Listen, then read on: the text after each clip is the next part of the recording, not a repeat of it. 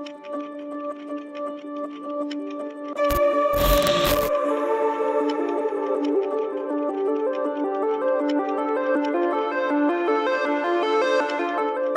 everyone, hope you've all had an awesome week and welcome back to the vlog. Oh my goodness, my cat's just attacking me. Oh dear, no, stop it, no. Oh, she's stuck to my sock, actually stuck. I'll show you if I can show you, I've just set this up annoyingly. Oh, love my sock. Oh, go. Oh, Cookie, please. That is not how I wanted to start the vlog. Oh no, my settings have gone. Okay, take two. Hi everyone, welcome back to the vlog. Hope you've all had a great week. I'm gonna get my tea. God, why can't I not start it today? Because I decided to move to a new position in the room, there's no tables nearby, so my tea had to be all the way over there. Hey, how'd you like this new position, by the way? Oh no, not again! Okay, right, let's start now, I'm serious. Right, today I wanted to talk about my top 5 things to do in Sri Lanka. Number 1, the first thing that I thoroughly recommend you do in Sri Lanka is take the train from Kandy to Ella. Now, this train ride is often referred to as the most beautiful train ride in the world, and having travelled on it, I wholeheartedly agree. The views are just spectacular, the experience is also great, you really get to embrace a lot of Sri Lankan culture because you're taking the trains and the locals are there too. And you're passing through places you wouldn't normally see, like small villages, you get to see rice paddies and endless tea plantations. Now, the train ride is 7 hours long, which might be a little long for some. I know I was struggling with the last 2 hours of that journey. You can stop off halfway, which I probably recommend you do. I don't actually remember the name of the stop, so I'll include it here. There's a few tips to really make the most of this journey. Now, tip number 1, I recommend sitting in the second class carriage. There are 3 classes. First class, which has no open windows and is fully air conditioned. Second class, which has open windows and some fans, and it's kind of empty. And third class, which is like second class, but it's full. And that's normally the class that the locals choose to take. Everything I read online told me that second class was the best one to go on. It is quieter, and also you have the opportunity to reserve seats, which you do not have in third class. Can you hear that? Yeah, so second class is the best class to get. There's also 2 ways to book tickets. You can book tickets a day or 2 before by just going to any station in Sri Lanka, and that will cost you around £2, which is very reasonable. Or you can order them online in advance. You will pay a price for the ease of that method. It will cost you more like £12 per person as opposed to 2. Now that's quite a big difference, but bear in mind that £12 still isn't too expensive. In comparison, a 2-hour train from Manchester to London costs me £74. The final tip on making the most of your Kandy to Ella train is to sit on the right side of the train if you're going towards Ella. The views are much better. Like, I felt sorry for the people on the left, I really did, because they were just faced with like a wall of like trees for almost the entire duration of the journey, whereas we had, I'll just let the footage speak for itself really, it was beautiful. Now, if you are booking tickets, you will be given a seat number, so you might not actually have much say in that. I didn't have a say, I was just really lucky. The views actually get better for the left during the second half of the journey, but the thing about that is most people actually get off halfway to break up the journey, so the train is practically empty when you're doing the last leg of the journey, so it's pretty easy to just move from the right side over to the left side, and you just got great views the entire time. The last thing I'd say is definitely, if you get this train, take the opportunity to hang out of the open doors. It's like a once in a lifetime opportunity. You certainly cannot do that in the UK, safety reasons, and it's just like, it gets your heart going, especially when it's going fast around bends. But you've got to be clever when you're doing that. Like, always check to see if something's coming up that you could potentially knock into. There are plenty of tunnels which get quite close and you don't really, you know where I'm going with this. My second recommendation kind of ties in with my first, and that's to visit Ella Town. Ella Town is quite a quiet town in the mountains of Sri Lanka. It's very picturesque. It's surrounded by mountains and waterfalls. Actually the highlight of my entire Sri Lanka trip. I think it's just the scenery is amazing. It's also quite quiet in the town, certainly compared to other towns such as Kandy and Colombo. So it's very easy to walk around, it's very easy to find the shops and restaurants. The restaurants are all really good, and there's lots of things to do, such as climbing Ella Rock, which takes you around 4 hours, or climbing Little Adams Peak, that takes you 2 hours. And finally, there is the 9 Arch Bridge, which is a very massive bridge that the train goes along. It's just a perfect photo spot, and you can actually walk along the tracks there.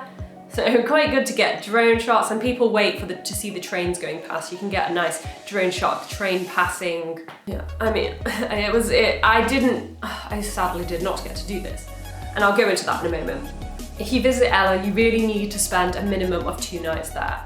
So we got the 7-hour train beforehand, so it arrived like in the evening. Not much to do then. Then you have a full day to get up to activities, but bear in mind the weather is very temperamental in Ella, and it tipped down for the entire day basically, that we had a full day, so we didn't get to do much. So probably best to stick a 3rd night on there. So you have 2 full days in Ella then, so you can make sure that you get to see as much as you want, because you really will want to stay there. It's just amazing. Oh, and also the accommodation options are wonderful. Most of the options here are homestays.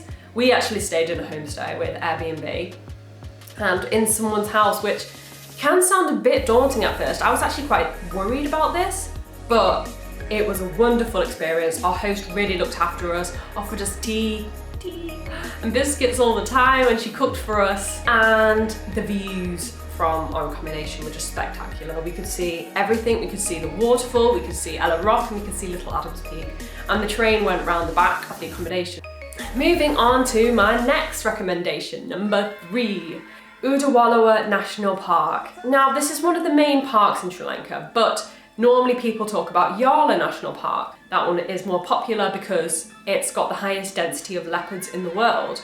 However, here's why I would probably recommend Udawalawa over Yala, and that is the sheer number of tourists. I didn't actually go to Yala, so I cannot say myself, but I have heard from several people that Yala is absolutely jam-packed with vehicles, like backing up for hours to get in the park. What if there was a leopard sighting? How do you know you could even see it with all these cars going on forever? So that's one of the reasons why I recommend Udawalawa. It has nowhere near the quantity of vehicles, so the experience will be a lot more pleasant, not quite as noisy. And I mean, like, think about the impact of having lots of vehicles in a national park. The animals are going to get creeped out and just vanish. The second reason is Yala is famed for its leopards. Leopards are amazing animals, and I would love to get the chance to see a wild leopard, but they are so elusive. The chances of seeing a leopard are very slim, so you're not guaranteed to see what you came for. Whereas Udawalawa is famous for its high density of elephants, which are much more easy to spot, so you're much more likely to see what you came to see. We actually had an amazing safari when we went. Because we went out of season, it was even quieter than usual. We passed like 1 vehicle on our time there, which is pretty amazing. And we saw so many animals. We saw elephants, we saw jackals, we saw wild boars, we saw deers, we saw crocodiles, we saw peacocks, we saw lots of things. And also, I'm gonna stick this in here now while we're talking about national parks and animals. When it comes to animal tourism, don't.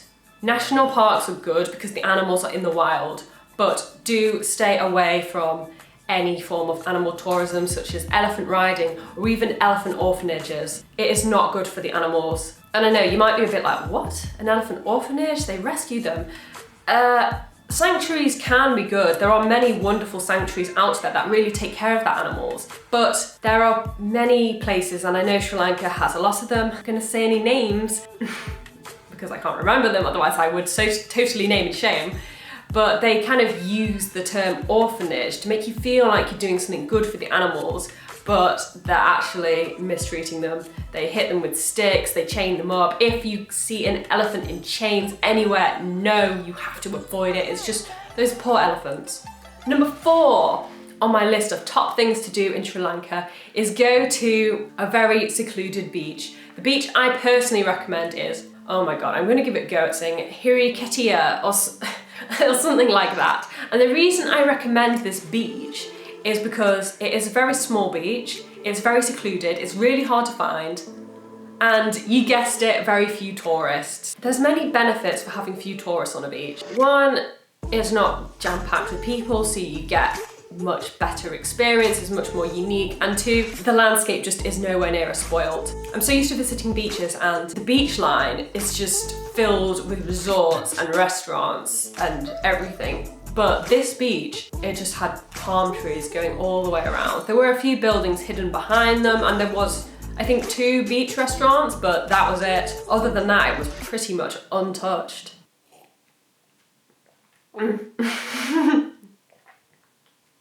Too much tea. Okay, so my 5th recommendation is actually not a place. This is actually, I mean, it feels a bit weird adding this in, but it's something you must do in Sri Lanka. And that is visit one of the roadside street stalls. Okay, I'm going to admit something to you. I do not like fruit. I hate fruit. But my partner Lewis, he loves fruit. But the thing which I do enjoy from fruit stalls is fresh coconut. Oh my god, those coconuts. Just thinking about those coconuts almost brings a tear to my eye. They were perfect. They were amazing. They just tasted so good and so fresh. And not only are these fruits really tasty, they're also so inexpensive too. Like one coconut, you've seen them, like huge things, is 70 rupees, which translates to around 30p. And finally, your money is going back to the local economy and helping the locals. These stalls are just run by the sweetest individuals. That they were all so happy that we were giving them custom. It was a really nice experience. Oh, and the final thing about these fruits, they're all freshly grown by these people themselves, so they're not like mass produced. There's probably no pesticides or hormones used on them, so nice organic fruit too. My cat is just... Okay, so that's my top 5 recommendations for Sri Lanka. I hope you liked this video. If you did, please give it a big thumbs up. If you have something to say, join the discussion. Do you have any recommendations? Leave a comment below. And of course, if you did like this and would like to see more, please hit that subscribe button. That would be great. You're supporting me. Okay, that's all for now. Hope you have a great week ahead of you, and I will see you in the next video. Bye.